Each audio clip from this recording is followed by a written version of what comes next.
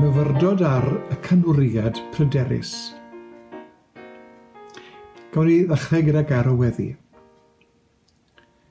Trigar ha wrth i marglwydd, wrth i ni agosau atat, i ddarllen dy air a myfyrio ar dy eiriau. Molwn di am dy raslonrwydd a thymynedd, a diolchwn dy fod yn estyn tuag at bawb, beth bynnag ein hiaith a'n cefndir. Agor ein calon o'r newydd, wrth i ni dreulio'r amser hwn yn dy gwmni di. Amen. Ac wy'n eich gwahodd nawr i ddarllen rhan o'r 7fen bennod o Efengylig, adnodau 1 i 10. A'r cyflwyniad. Yn dilyn cyflwyniad Iesu o'r negeseuon a elwyr yn bregaeth ar y gwastadur, ceir hanes amdano yn mynd i Gapernaim, a chanwriad yn dod ar ei ofyn. Pryder y canwriad oedd fod ei was yn glaf ac ar ddyn marw, ac mae'n anfon heniriaid i ofyn am gymorth Iesu, gan gredu y gallai Iesu achub ei was.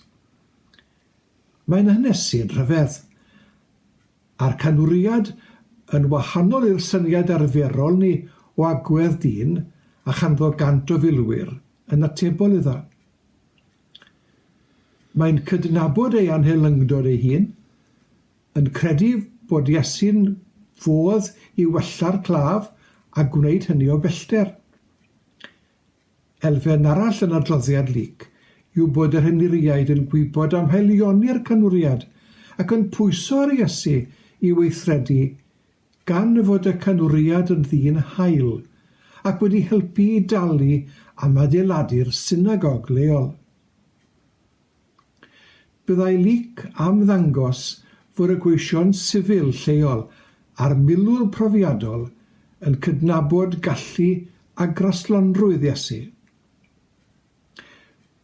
Wrth i Luc ryddhau ei efengyl i'r eglwys, hanner 100 mlynedd wedi croeshoelio Iesu, roedd yn dair i ddangos bod angen i'r eglwys fore i werthfawrogi bod i'r efengyl ei apel fyd-eang. Fod gan byddin Rhufain enw drwg fel grym y dwrn haearn, roedd rhai o'i plith a chalon dyner a gwerthfawrogiad o ffydd. Ac yn y myfyrdod, dywedir fod gan Polipus hanesydd groegedd a anwyd tua 200 oed Crist ac yn un sydd yn ffynhonnell ddibynadwy fod y canwriad yn ddyn oedd yn benodol yn ymwybodol o'r nodweddion meddylgar a chyfrifol, ac nad ar sail dewrder gwyllt yn unig roeddent yn ganwriad. Pa ryfedd fod y cyfeiriadau at ganwriaid yn y Testament Newydd yn sôn amdanynt fel pobl i'w canmol a'i gwerthfawrogi. Enwir Cornelius fel y cyntaf a gafodd drwedigaeth yn Actau Pennod 10, a bod y canwriad wrth y groes wedi nodi bod Iesu yn ŵr cyfiawn. Dywedir na ddylid barnu llyfr wrth edrych ar ei siaced lwch, ac na ddylid barnu pobl wrth edrych ar y ddelwedd allanol yn unig. Cofiwn yr adnod sy'n dweud wrth ei ffrwythau yr adnabyddwch hwynt. Byddai Luc wedi manteisio ar yr hanes hwn i ddangos bod y canwriad, yr heniriaid a Iesu wedi gweld gwerth yn y gwas. Ceithwas mwy na thebyg. Mewn oes a wylodd cymaint o gaethweision ei hardaloedd yn haen isaf y gymuned hynny, nodir bod gwerth ym mhob person. Nid gwerth masnachol, ond yr hyn sy'n urddas dynol.